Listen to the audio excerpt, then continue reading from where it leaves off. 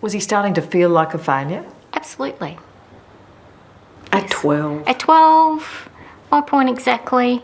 Now, did you learn some tables last night? Tables? Tables, you know. Mitch is quickly learning that here, Don't look at me blankly. Have you got the motion table? his usual excuses don't cut it. At home in my book. That's very useful. By modern education standards, it's primitive.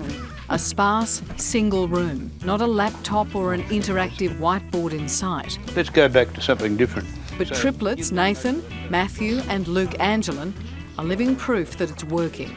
Would you get out of the way, Nathan? Luke? This was daily life with the Angelin boys a few years back. You get your hand out of the way.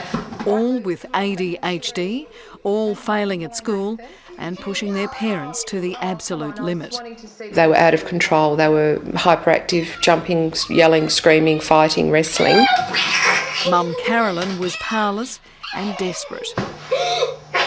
It's not a normal show. I don't know any other children that get a baseball bat and carry on like that for an hour. It's distressing, and that was every day, every day for years. Even with ADHD medication, high school was a nightmare. You got into trouble every day? Yeah. What did you get into trouble for? Breaking someone's arm. At school? Yeah. How'd that happen? I pushed him over when I was running.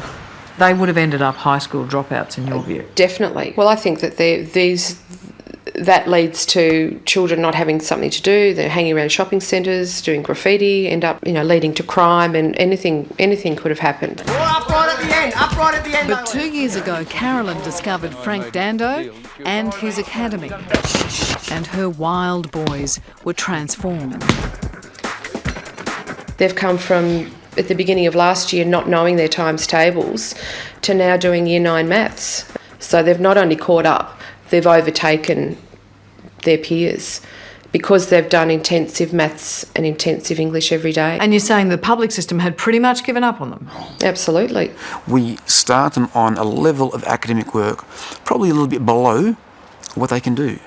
And it makes them feel good about themselves. All of a sudden, it's not like, I don't know how to do this, I'm stupid, I'm dumb, whatever. It's like, oh, this is pretty good. And once they're on that sort of roll of achieving success, they don't want to go backwards. Come on, Ush, head down. Don't stop, I'm not asking you for coffee. Keep swimming. Lunchtime at the academy is lap time. 70 laps, mate, it's yours. Work, mate, work. Eating is done back at the desks and comes with a side order of maths. 7 9s? You can read that, it's fine. You didn't learn them last night, did you? But even lunch must measure up. What's this, Geordie? Baked beans. Something healthy tomorrow, mate. It's full of crap.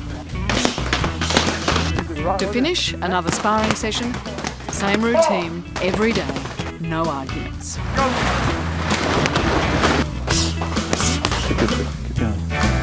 We don't have soft talk, we don't have time out. They're expert at talking their way out of absolutely everything. Here, it's simple. This is the rule. We ask you to do it, you do it. When you're giving me work that I've corrected as your homework, it's just not on, mate. Yes? Yeah. So you just sit there and think about it before you join the rest of the class. It seems brutal, and Mitch's mum, Patricia, wondered at first whether it was too tough. Oh, blimey.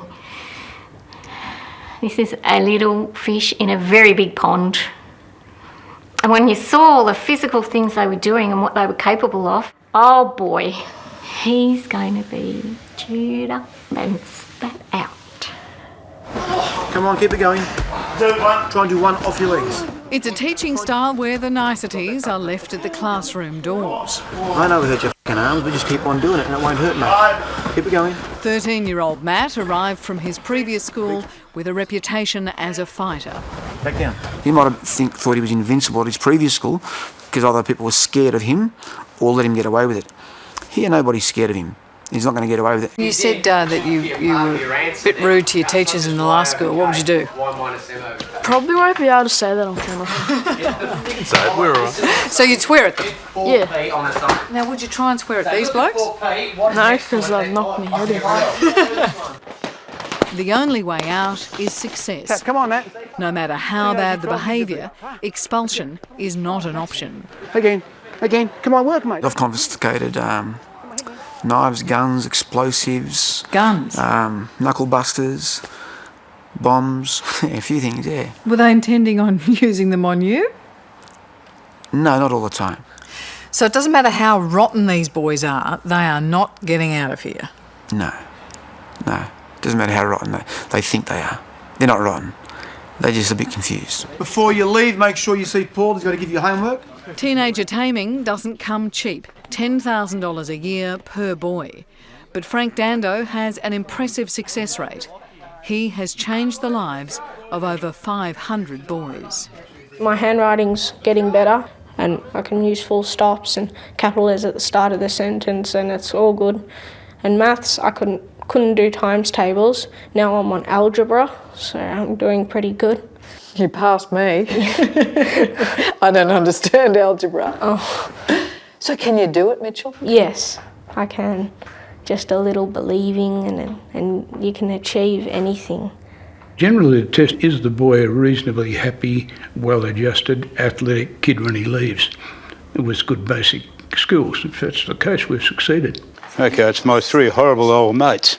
And you're doing what are you doing, mate? Your basic multiplication. Could mainstream education take a lesson from Frank Dando?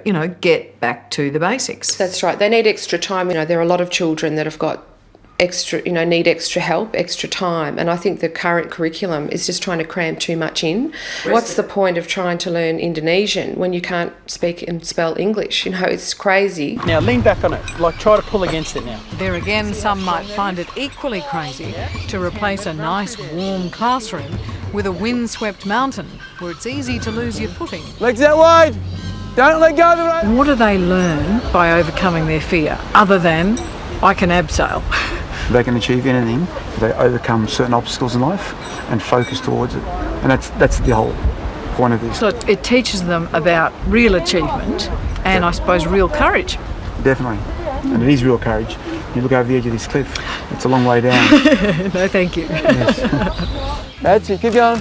Mitch is gradually being transformed in this new school. That's it, nice small steps. It doesn't take much for any of these boys. Just passionate, uncompromising teachers who create a learning environment where every boy will succeed. Good. Well done, Mitchell. High five, yes. You did it. Yeah, finally. How was it? Scary at first, but it feels great now that I've finally done it. Is the joy back? Yes. Yeah, and it's lovely to see. He has a magnificent smile and you get to see that again. It's great.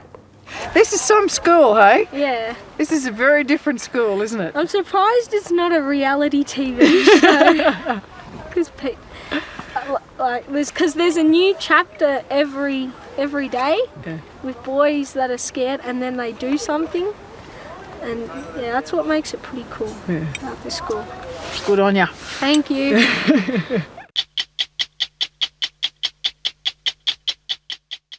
Hello, I'm Adam Hegarty. Thanks for watching 60 Minutes Australia. Subscribe to our channel now for brand new stories and exclusive clips every week. And don't miss out on our extra minute segments and full episodes of 60 Minutes on 9now.com.au and the 9Now app.